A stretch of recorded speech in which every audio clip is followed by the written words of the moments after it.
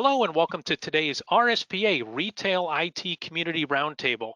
I'm Jim Roddy, the Vice President of Sales and Marketing for the RSPA, and thanks everybody for joining us today. Those who are in the room here with us for this roundtable discussion, we have a really good group on hand for this discussion. For those of you who are watching this on demand, today's topic is going to be what ISVs want from their vendors. And so before we get into that, just to give a little bit of background on the RSPA for those who aren't familiar with the association. So the RSPA is North America's largest community of VARs, software developers, vendors, and distributors in the retail, restaurant, and grocery verticals. And so we're a fit for any organization that's serious about growth in those markets. Many member companies have been members for decades, and we frequently add startup tech companies because we accelerate their growth and they see the massive ROI that RSPA membership offers. So being part of the RSPA community can really accelerate the success of your business. So if you're serious about growth in the retail IT channel, you can see the email in the bottom right-hand corner,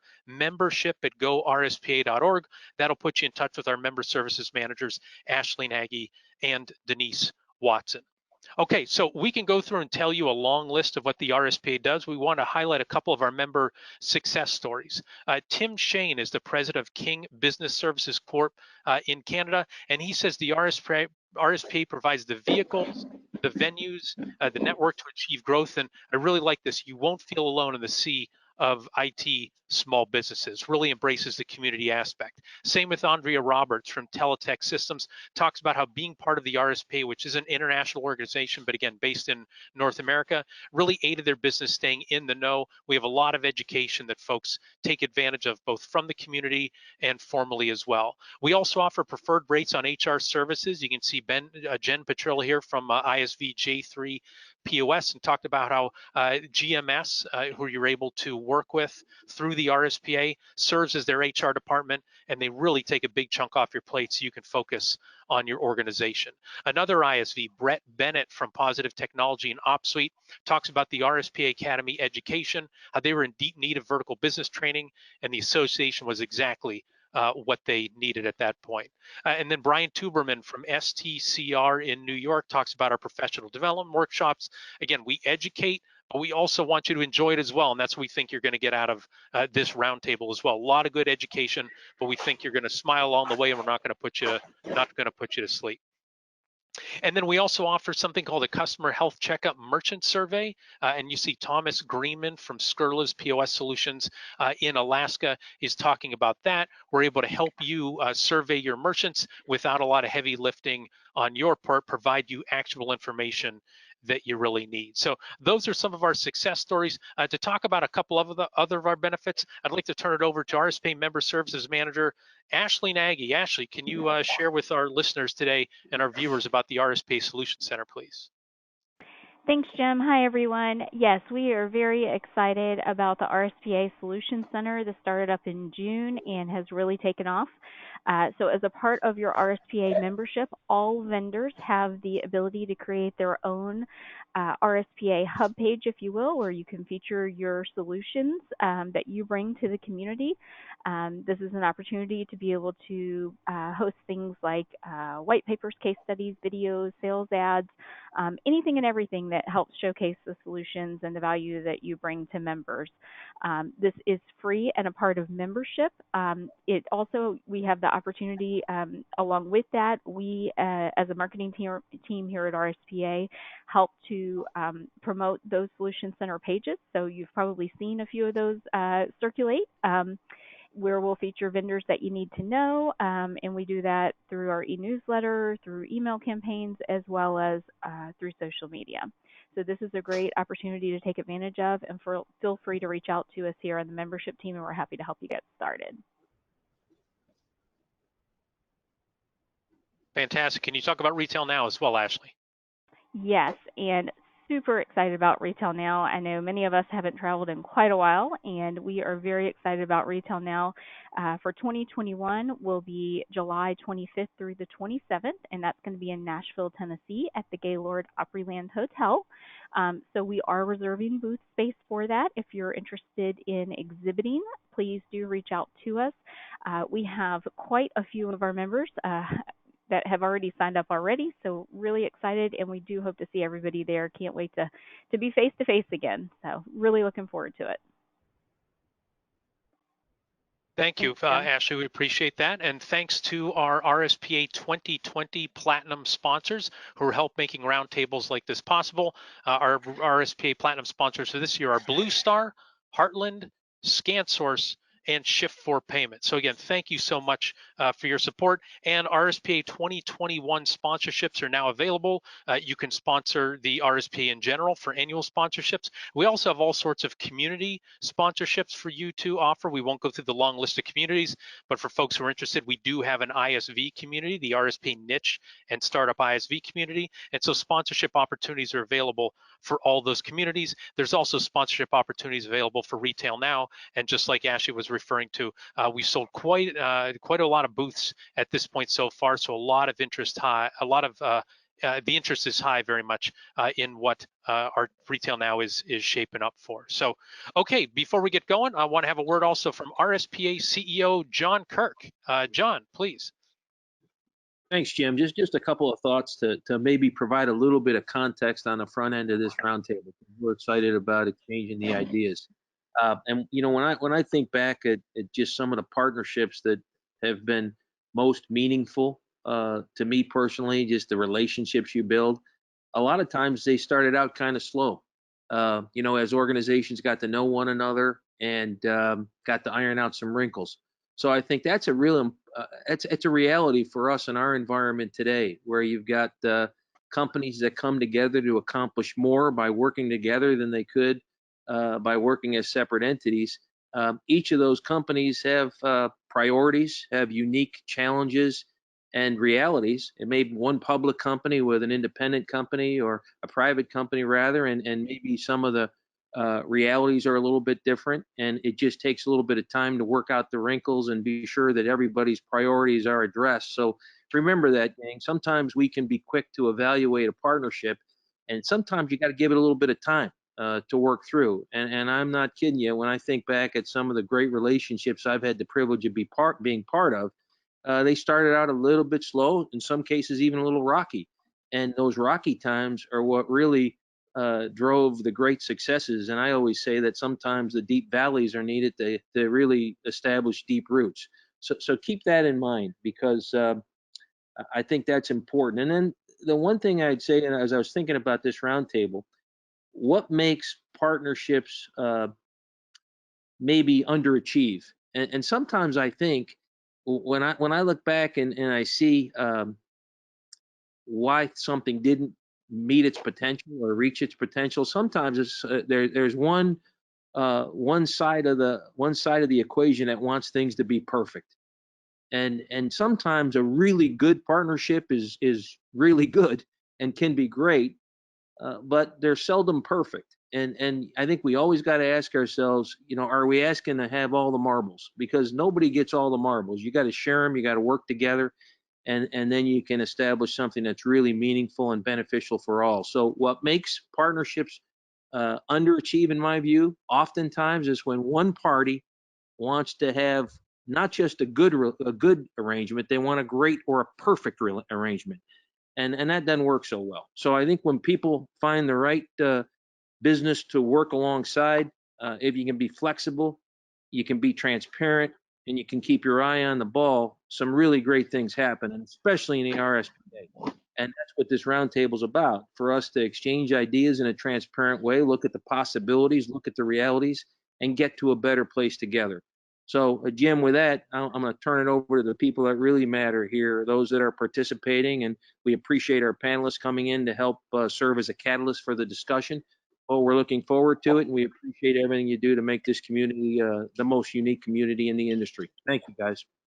Great, thank you, John. And just a heads up before we get going with the discussion, this will be an open forum information sharing discussion.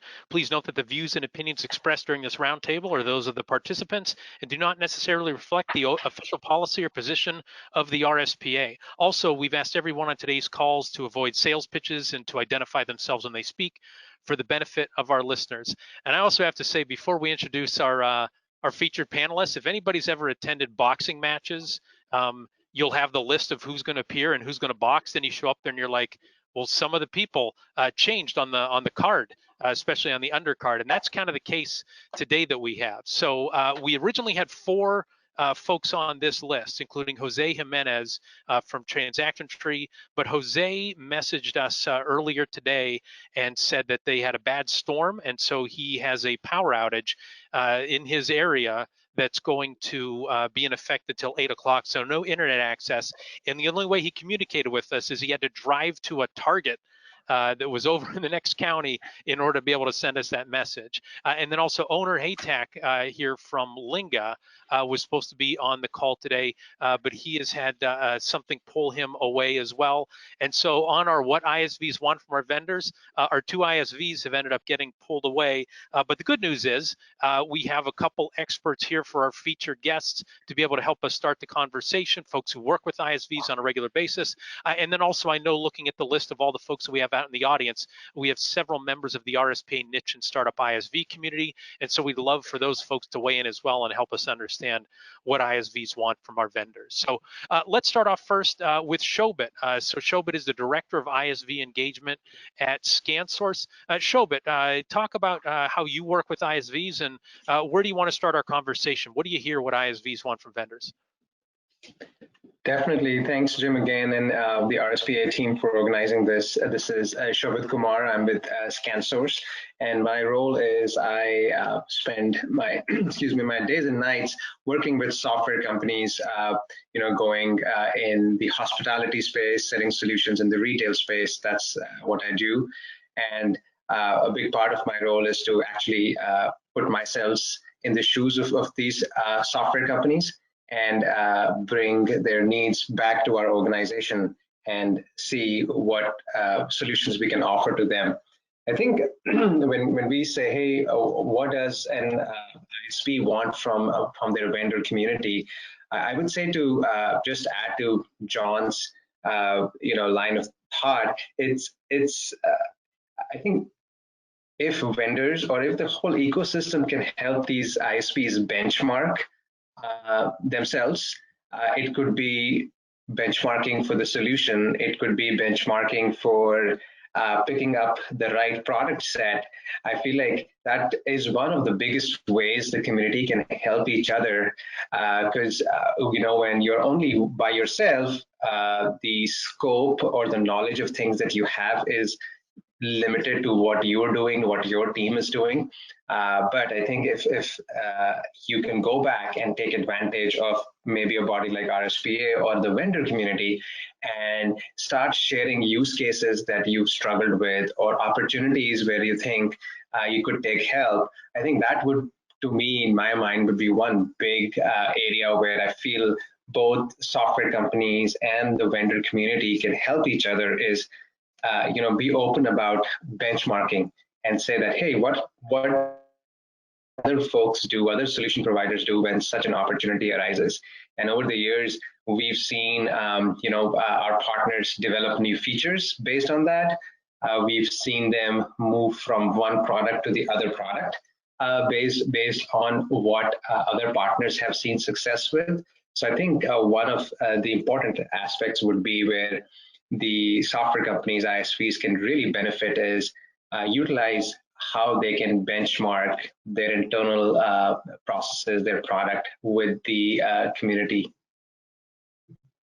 Got it. And Shobhit, if I can follow up on that, for software developers who are saying, hey, I'd like to get information, but I don't want to share information, what would you say to folks like that, where they're worried about their competitors getting their info? Like the RSPA niche and startup ISV community, we divided up into 2 groups to keep the competitors out of the room from each other as best we can. What would you say to somebody who says, I'd like to receive benchmarking data, but I, not interested in sharing what I have?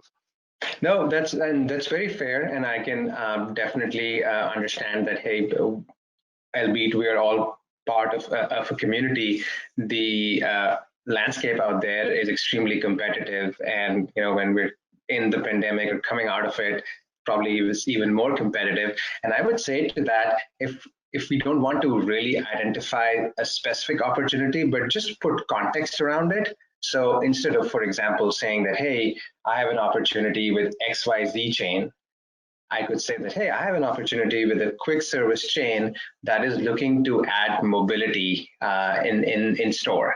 And what do you think is the route for that? So I think that way, while you've put context, you've not really identified what specific opportunity you're going after.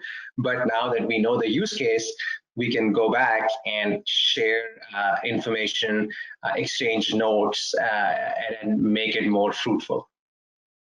Great, thank you, Shobhit. Really appreciate that. Now let's turn it over to our second featured guest, John Brandon, Executive Vice President of Business Development at Shift4. John, what do ISVs want from vendors from your perspective? Well, thank you, Jim, and thank you, RSPA, for this opportunity to be part of this roundtable. So, what are ISVs looking for? You know, from our perspective, is the partnership is the most important. And you know, Shift4 Payments, we make no bones about that. Obviously, we love to capture the payments of our merchants. So, in essence, that ISV who we're looking to be a partner with, we're going to serve that common customer. And you know, from the Shift4 view, you know, we want it to look like a you know, one hand to shake. So if we're servicing that common customer, that common merchant, that merchant shouldn't have to call, you know, 4 or 5 different, you know, they shouldn't have to just call a bank, call someone else for tech support, call someone else for the software support. We try to bring it all in house and say, hey, you know, when you partner up with Shift4, you know, it is that this common customer that we want to make happy. We want to go above and beyond for that common customer. We're going to go above and beyond for that partner. So the trust between Shift4 and the partner, the ISV, that's what we look to as our, you know, our North Star to make, you know, kind of, you know, make everybody happy. Use them, and if it's an ISV that's a software company that integrates and they're trying to capture payments through the merchants, we're trying to make it a very easy and painless process that when they're hooked up to the Shift4 gateway and passing on the payments through that gateway, that it's such a seamless transition that, you know, they're not going to have that common customer is not going to have an issue, you know, working with Shift4 and that ISV. So it is that one hand to shake, that common going above and beyond is how we try to take that holistic view of how we view what an ISV should be looking for. And so does it come back to that ease of doing business where like, don't make this more complex? Like it's hard enough for me to develop my software and market my software. You know, don't make it more complex from a vendor relation standpoint. Is that what you're saying, John? Yeah, absolutely. So there's no, it doesn't, you know, keep it simple, right? They're like what we learned in grade school. Keep it simple and don't. Their added levels of complexity don't need to be there. If we could have that perfect partnership, it's you know, like I said, the one hand to shake, so no one's worried about different levels of support they need to go through to get, you know, solutions or to get to their problem solving. Got it. Great. Thank you, John. So Onur is not here from LINGA, though he may be joining us a little bit later. We have pinch hitting for him, his LINGA coworker, Bob Frazier. Bob, can you share with the group what role you play at LINGA, what LINGA does as an ISV, and then what do you want from vendors, please?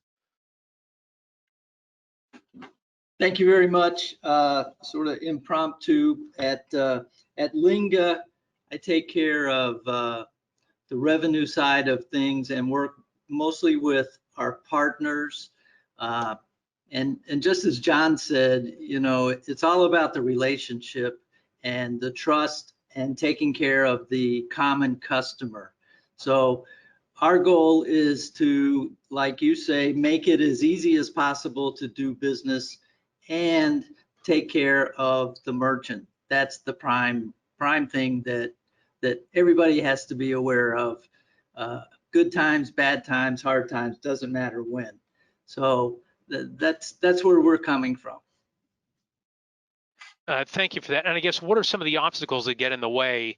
You know, because I think people would nod their head and vendors would say, Absolutely, we got to take care of the customer, but that doesn't always happen despite the early on commitment. So what are some things that vendors you've worked with have done well that help you take care of the customer? And you don't have to name names of the folks who haven't done well, but what have been some of the complications that cause some friction between with the customer? Well, I think the biggest problem is just educating the staff, and it's the staff can start with the merchant staff, can be the vendor staff, can be our staff. We're in real dynamic business that's changing every day, and keeping everybody on the same line and the same course is very difficult. And that's probably the biggest problem. Nobody wants to call support and get the newbie where, unplug the printer and plug it in. Yeah, I've already done that. I wouldn't call you for the simple things. So keeping that staff up to date and having the trained staff is probably the biggest problem. And it doesn't matter if it's the merchant, the vendor, us, our partner, whomever it is, that's probably our biggest issue. Got it. Great. Thank you. And Onur has joined us. So Onur, if you could unmute yourself, and I guess anything you'd like to add from what you've heard from the discussion, or just your own perspective in terms of what ISVs want from their vendors, please. Well, thank you. First of all, sorry for being a little late because of the calendar. But so what I want to add is, okay, as you know, the whole world is changing super quickly, and there's a lot of changes, especially in the payment space and point of sale. Now everything merged, and when we look at all the vendors that we work right now, it's a game of whoever goes and does the innovation faster than the next guy is going to win this game. As you know, there's big players out there now going directly to our merchants and trying to get, put a lot of VC money into the business and so forth, right? So what we are running with the vendors that we are trying to partner up with, especially with the payment vendors, payment device manufacturers, everybody's trying to go to market really fast. And they don't care if we go to market with their solution, and if it's not a complete solution, that can be devastating to our business. Okay, so that's another major flaw of a lot of the companies that we have seen in the past. We've been in business for almost 18 years as a company, and we have evolved unbelievably. Now we are a global business, but the biggest problem is, again, a little bit of integrity of those vendors who are doing business with us. I can give you an example. No names here, but we made a deal with a card reader manufacturer to do EMV and NFC and all that many years back. And they said it's working, it's great. And once we did the integration, 1 year of hell we were in with some of our merchants. Their payments were downgrading, the service was going down, and they did that to get the business. Okay, they got the business, but do they ever think we will ever go back to them, or anybody around us will work with them? And when you look back 3-4 years later, you see their business is not evolving like we thought it will not be. So that's what I was going to say. ISVs, I really want honest vendors. Okay, just deliver what you promise and get it done. That's all. That's what we want. Yeah, and it seems like you said a couple things there. One was help innovate faster so you can go to market quickly with a complete solution. But exactly. That integrity thing, it really seems like in this industry, if you burn a bridge, like there's not too many other bridges for you to have, and everybody's going to know about it. Do you kind of feel that same way, Onur, in terms of there's one thing of you might get a short-term win out of it, but long-term it's a real problem if you're a vendor in this space and you're not honest with people. That's going to get around and then folks won't work with you. Am I understanding that correctly? Yes, 100%. I mean, you only have one shot. You better take the good one because we are a small community. POS vendors knows, payment people know each other, and now even RSPA kind of combined all of that to one under one roof. So you have one shot. Just give us your best shot. Just delay it for 6 months, perfect your solution, and come into market. Okay, and that's what we want. Don't sell us smoke. That's what I always say. Give me the solution that really works, so everybody's happy. If you make money, you make money. Let's go to business together, right? Yeah, if I could just add to that, Onur, I completely agree. And I think a big part of this is kind of going back to my earlier view of benchmarking and just being totally transparent. While there are distribution companies and they're working with multiple vendors, and they definitely have to be very fair to everybody. But I think at some point there has to be this realization of that, hey, maybe I'm working with this new manufacturer.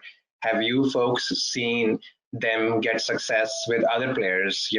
Lots of times what happens on our end is excuse me, from a distribution standpoint, we get to see a lot of the after effects of what happens when the hardware is not working in terms of service needs, in terms of service questions. So I would encourage the software development community, when they're looking at a new product, rolling out something new, go back and ask those hard questions to your vendors or to your suppliers, and maybe sometimes even demand that, hey, I'm actually looking at this new product. Do you know if anybody else has had success with it? Have there been any issues? And I would say that that would also be sort of a point for the vendors and the distributors to be more transparent. And it is definitely the short-term games. I hope everybody's not just focusing on that, and it's not a sort of, hey, what do I do this month or next quarter, but what is the long-term solution? Because what happens is, to Onor's point, you're not just sort of crippling your relationship with a said specific partner, but you're also contributing to a product that's not going to work for the business that is going to use it. And then that's going to have a ripple effect on the community. And so a long-term vision is extremely important for both the vendor and the software company to have, and understand that, okay, what is the total scope of this? So that's again where, be open about, and I think it was, we were talking about both the vendors and the software companies should also first sit down and understand each other's businesses, practices. I think somebody was talking about, hey, staff training. I believe Bob was talking about, hey, staff needs to be trained. And while we are in this business and we have to make money, everybody has to do it. So we tend to get very transactional. It's a fine balance between managing those transactional aspects of all our businesses, while also pulling it back and understanding the overall impact of these relationships. Yes. Yeah, very, very well said. Gentlemen, thank you very much. We really appreciate you starting off this conversation. Maybe you'll be able to join in later. What we're going to do now is turn it over to the group, and we're happy to start anywhere that you would like, with a question, an idea, a comment, or a thought. And again, please ask the question through the GoToMeeting platform. We will call on that person and we will unmute them. We have Chris Arnold, our marketing communications manager, is turning the dials here. And we do have Scott McClanahan from Simple POS out in Erie, Colorado, is looking to join us. Scott, welcome. What is your question or comment?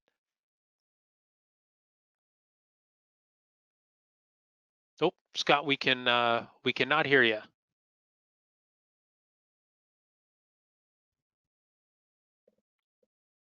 Let me see if we can unmute. How about if I unmute myself? There you go. Oh, there we go. Well, that seems to have something to do with it. So, all right. It's got a button Scott. you got to press.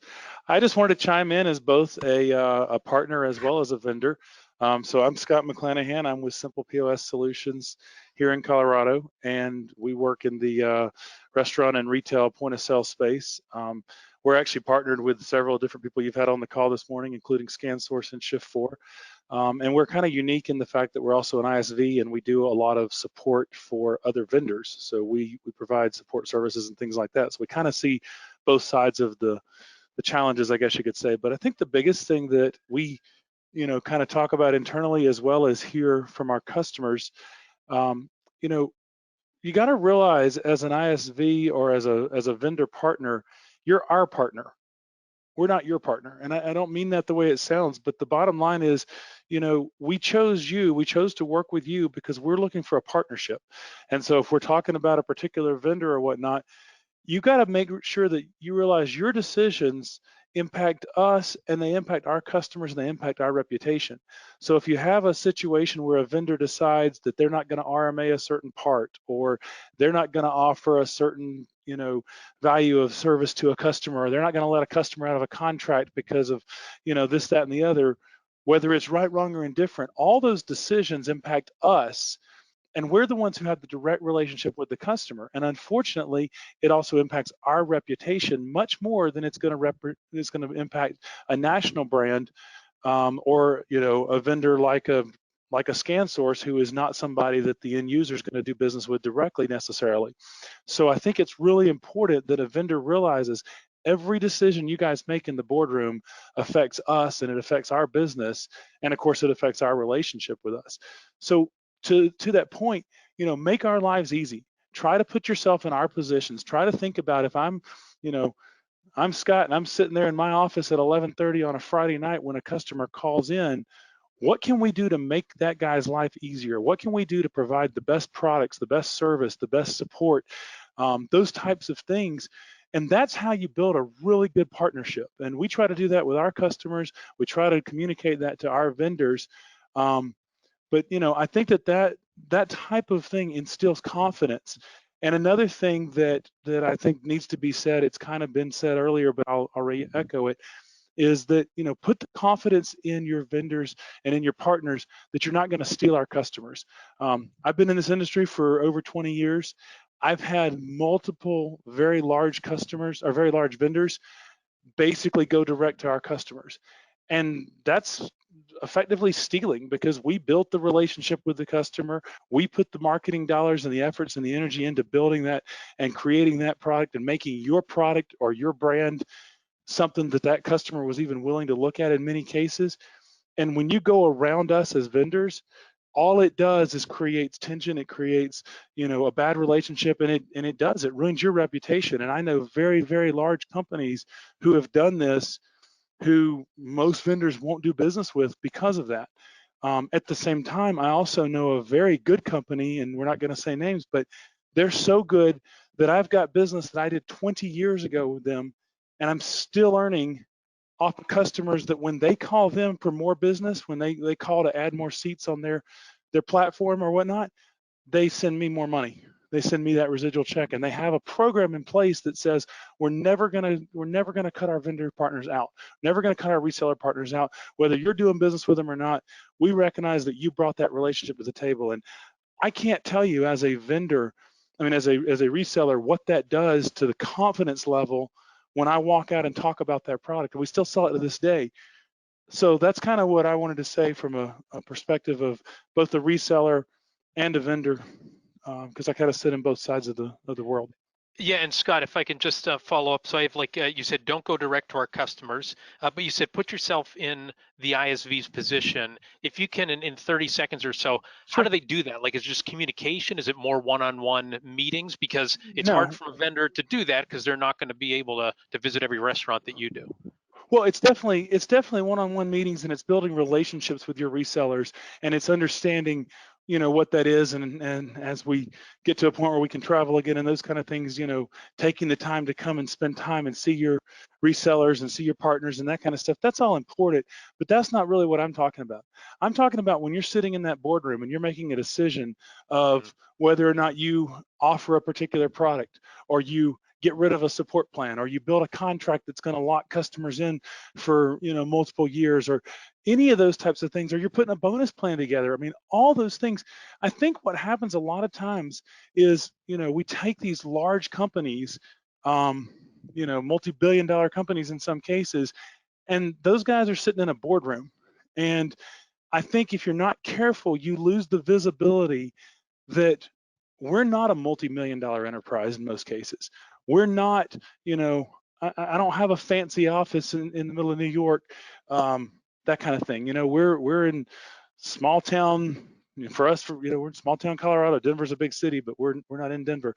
But there's a lot of us like that in small towns. And the thing about it is we're building those relationships with the customers every single day that makes all this world go round. Those decisions that get made in the boardrooms affect everything that we do, and they affect not only our partnership with you as a vendor or you as a, as a partner, but they affect the relationship with our customer. And case in point, like I said earlier, I alluded to it, but if you have a vendor that says, you know what, it doesn't matter that you've got a relationship with this customer. It doesn't matter that they've been there for 3 years, 5 years. It doesn't matter that they're suffering because of COVID and they don't even know if they're going to be open in 3 months. We're going to charge them, this huge fee because they need, they want to get out of their contract, even though they're suffering and even though they're basically bankrupt. We need our money more than we need that relationship.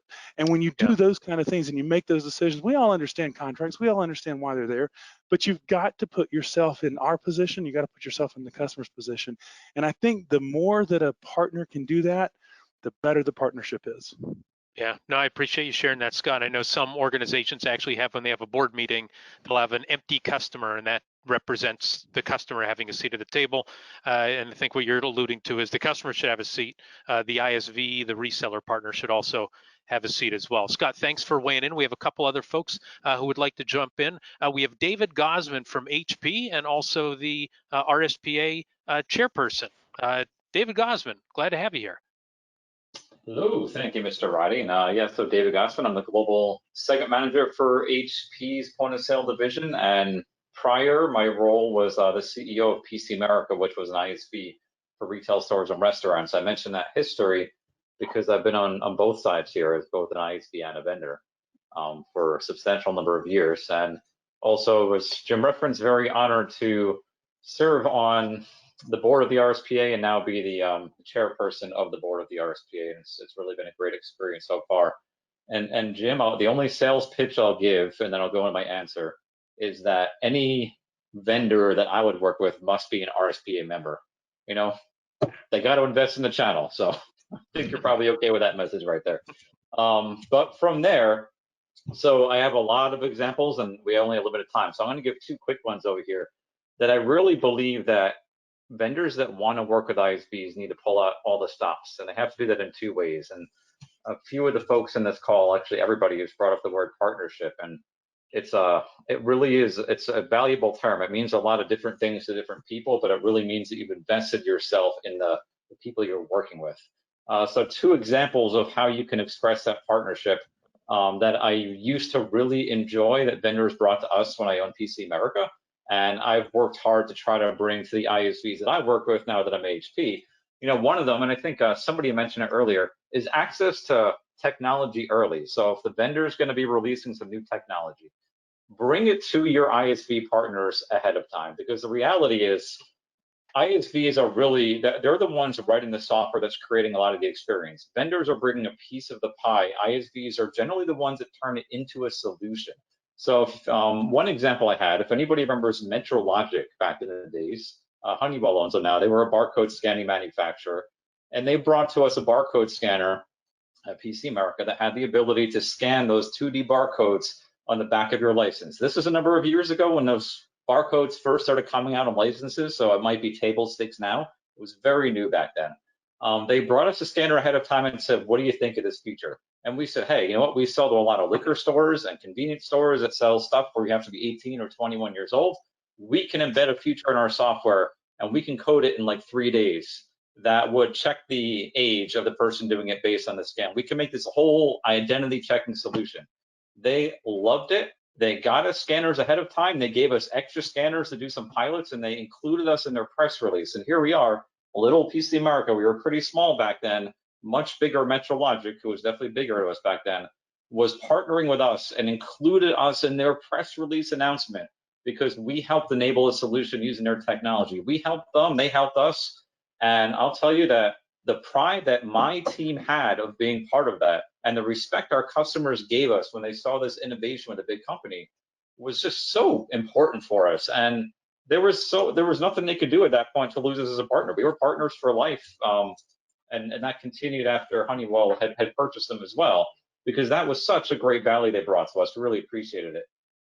The other one, and this one's really just as important. So, people always say, you kind of know who your friends are during good times, but you really know who your friends are during bad times. And that really resonates with the partnership that we're talking about here. because everybody's going to have problems, right? There's going to be problems between, where a customer is having some problem in the field.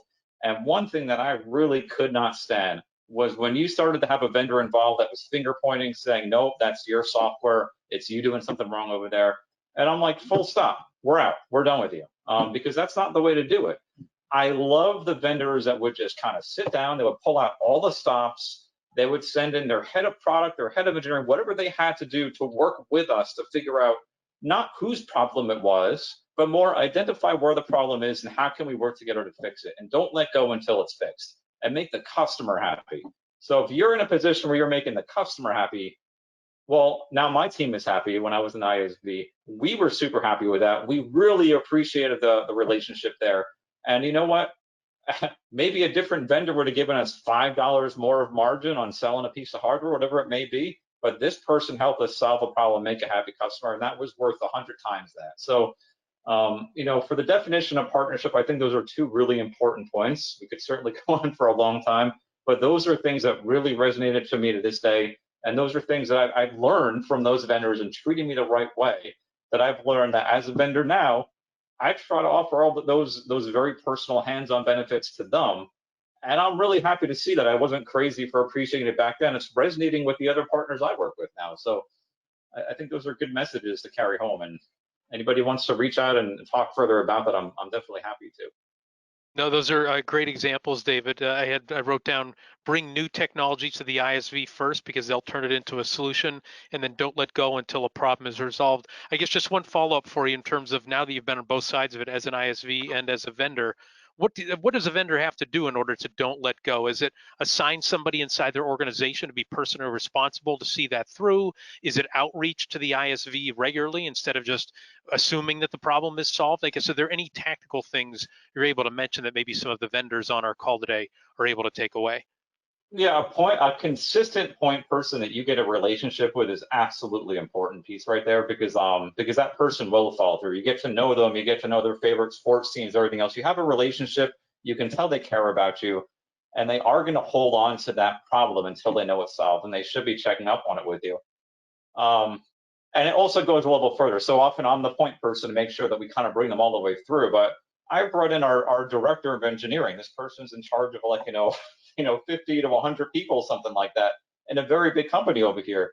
And it'll be, if he needs to be hands-on, or he'll delegate the right team member, whatever it may be, he makes sure the problem gets solved. We have, that culture really has to carry through to your whole team, that, I don't want to hear anything except for how can we as partners make the customer happy. So they have to bring in the right person at the right level also that has the level of knowledge. Your point person doesn't always have the solution, but they're there to make sure that you get to the right person that does and hold it all the way through. And when you see somebody that does that, you know that they really care about, that they're invested in you.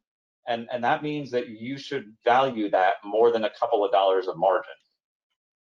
Yeah, great point. There's a big difference between this is my customer and I want to take care of this person who I know and care about versus this is case number 7642-B, and then it just kind of blends in with everything else. So yeah, that point person doesn't have to solve everything, but they should be able to marshal the resources inside of the vendor in order to make things happen. So, well, great, David, thank you very much for weighing in. So David and Scott both weighed in using the question function, and so we have time for a few more questions. So please, if you can contribute and let us know that you want to raise your hand there. And it looks like we do have another question that has come in. It looks like Robert Wang from UIC. Robert, I guess if you can tell us a little bit for folks who don't know what UIC is, and then share your question or comment, please. Thanks for joining us today. Thank you so much. Again, I'm Robert Wang with UIC. We're a uniform industrial corporation based out of California. We're actually a terminal manufacturer, considered a vendor, and we do have several ISV partners that we work with. And the previous comments about bringing the most advanced technological requirements to the industry, we are always on the lookout for advancements. Now, one of the questions that we come, and we're getting so many different answers from all the ISVs and some of the ISOs out there, is Android versus Windows. One sector says, well, we're only going to do Windows. Android, it's a hot thing right now, but it's going away. And then we get the other sector that says Android is the wave of the future. So I wanted to try to get some input from the panel here. As far as marketing trends, what are we looking at, Android versus Windows? Because as most vendor standpoints, resources are sometimes limited, and we need to put our focus on what's probably going to be the most effective and useful platform in the market. Great, Robert. Thanks for your question. Who wants to weigh in and take that first? Can I add something? This is Onur. Yes, go ahead, Onur. Okay, so I think what is happening right now, I mean, I don't know if you guys even know, Google is working on another operating system. Okay, so when somebody says Android is the future, yes, in some of the stuff, yes. So if you're building your devices for Android, and hopefully it will be compatible with the new operating system, it's called FOSHA. And when you guys run into it, I prefer, being in the business, point of sale business for 19 years, I prefer to build a solution that works on a browser, which doesn't matter if the operating systems tomorrow it changes, or if you have a customer who's trying to still use their hardware in Windows or Linux and still don't want to spend that money, but and upgrade their cloud-based solution, right? Or upgrade to a cloud-based solution. So I really don't believe, as far as payment devices goes, it's great. Okay, so these, you know, A920s, Clover Flexes, and they're great devices. I think it's really changing the industry as far as that goes. That's why we have I think the first very cross-platform application that we can literally install this as an application on a Windows or Linux, or we can run it as a Chrome in a kiosk mode that you will be able to just replace any old hardware that you want. And I think that's the future. Yes, I agree. Android has a lot of great things, and I know Toast made a big splash with it, but I really believe in cross-platform. That's what I wanted to add. Great, thank you, Onur. Shobhit or John, do you want to weigh in on Robert's question about OS trends? Yes, I think like actually Onur expanded on it. These are, you know, I feel like the end user also drives a lot of sort of what is being presented to them, you know, what is kind of happening in the overall landscape in terms of using these devices, and then what is being presented to them. So this is, again, going back to my point of benchmarking, and, you know, right here, we already, I'm sure, to what Onur presented, not everybody was aware of sort of that new trend. So this is where I would say that go back and ask the vendors, ask other partners of what is the new trend that you're seeing in terms of the OS. I think what happens is that, you know, as software providers, there is also sometimes a very strong desire to quickly gravitate towards whatever is new and shining, and then they end up spending a lot of time and resources, whereas they don't really validate the real need and the real opportunity. And I think this is where the vendor community can help and understand the real scope of things. You know, for example, right now, because of the pandemic, we're seeing temperature scanning and you know, heat mapping.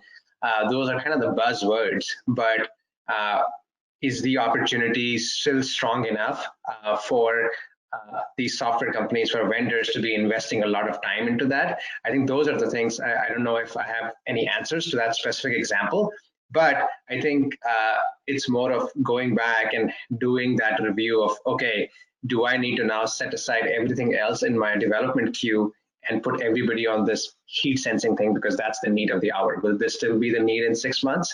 I think those are the discussions that need to be had. And if I would add, I believe it was John or the partner out of Colorado, Simple POS, who was talking about sort of the relationship management and how the customer needs to be represented well. I think it's actually imperative for both the vendors and the ISVs to have that one point person on each side. You know, they need to be your advocate. They need to understand your business, your customers. So I think both the software companies and the vendors should invest in these relationships and have that one person who becomes your ambassador, your advocate, and they become your point person for any communication. And I think if you have those relationships in place, I think work needs to be done by both the vendors and the software companies. Then that person will be your champion to go in and then help you get your message across, get your products across. I think one of the things I've seen is that when we start talking about policies in place, and lots of times organizations become more like policy enforcers and not really trying to figure out what the real solution is. I think if there are relationships that exist that can help navigate that situation where, hey, the policy says this cannot be done, but the end user wants this is the right thing to do, there has to be a champion, that person who has to take that across and get that message across. I feel like lots of times I've noticed software companies will not have those relationships in place with their vendor partners, and I think they should invest time and be very strategic about putting those relationships in place, at least with their top vendors for sure. Got it. Thank you, Shobhit. And John, if we can give you the second to last word, because we have a comment that came in as well that we're going to end on, but we're almost at the end. John, I guess if you can weigh in and kind of button things up for us in terms of what ISVs want from their vendors. Sure. And to go back to that, the operating system question, I almost look at it as as 3 operating systems. We have to throw iOS in there with Android and Windows. And from, I'm not a developer, so obviously I'm on the business development side, and so trying to incorporate with Onur and Shobhit said, and even with Scott McClanahan said, I got to take what Scott says. He's the guy that's really on the street, right? And he's right about the people in the boardroom or people back in the office in New York, or in our case, Allentown and Vegas, that we have to listen to what is out there. So right now, Android, it is sexy. It's the new thing. Obviously, Toast does a great marketing campaign of saying that, Android is the system of the future. And I appreciate what Onur said, that you got to really look into to try to future-proof what is going on out there, what you have to offer your customer. Windows unfortunately has the connotation of being an old operating system. Yeah, they always do updates and everything. And speaking of those updates, if they hit you with a security update, Scott could tell you, because I've seen them on the forums, that sometimes if they're not ahead of it, or if a customer has automatic updates on for security, they can really crush a POS system and really crush a restaurant, pre-COVID time, crush them on a Friday or Saturday night. So the whole point, and iOS having the connotation of that you got to always develop in the Apple world. So Android to us seemed to be the most flexible in a sense that it seemed to be the most future-proof. So when you're talking about and bringing it back to the whole conversation of what are ISVs looking for, is that trust factor. Hearing what Scott is saying about listening to those feet on the street, not just what we think could sell. Something that we have to say, something that is sexy to sell, but something that actually works. And that's, I appreciate what Onur said before, that with COVID happening, everybody tried to rush and push products out there that quite frankly didn't work. And it was a perfect opportunity for all our partners to get out there and sell solutions that worked. And I'm sure it helped out Onur's company and ScanSource and everybody else that are on this panel. But that's just to button it up, and I know we're pressed up against the wall here. Is that's what I think it's the trust factor, the one hand to shake, and that's going above and beyond for that common customer and your own partner. That's basically what I would always say is the right path to keep an ISV happy. Wonderful, fantastic. Thank you for that. And we will give the last word to Ann Klein from Bixalon, who sent us a comment when David Gosson was speaking, and she said, being able to admit if a problem can't be resolved and be resolved quickly, honesty is important in building a relationship. Yeah, just don't give the lip service and say, sure, that's all going to work out fine. You need to have the communications in terms of what your limitations are. So, and we appreciate that, and we'll give you the last word on that. So thanks again, everybody, to our featured guests, Onur, Shobhit, and John, and then Bob, who jumped in and pinch it as well. Thank you, gentlemen, for sharing your perspective. Thanks for everybody who attended this session today, and for all the folks who participated as well. Really made this a roundtable discussion. We appreciate that very much. So again, thanks to our attendees, our featured guests, and thanks to our platinum sponsors, Blue Star, Heartland, ScanSource, and Shift4 Payments. And keep in mind, as Ashley Nagy talked about earlier at the beginning of our program today, save the date for Retail Now 2021, July 25th through 27th in Nashville. Booths are moving quickly, so if you're interested, if you're a vendor or an ISV looking to build your channel, Retail Now is the place to be. Reserve your spot on the show floor now. And again, if you remember, if you are an ISV, we do have the RSPA niche and startup ISV community.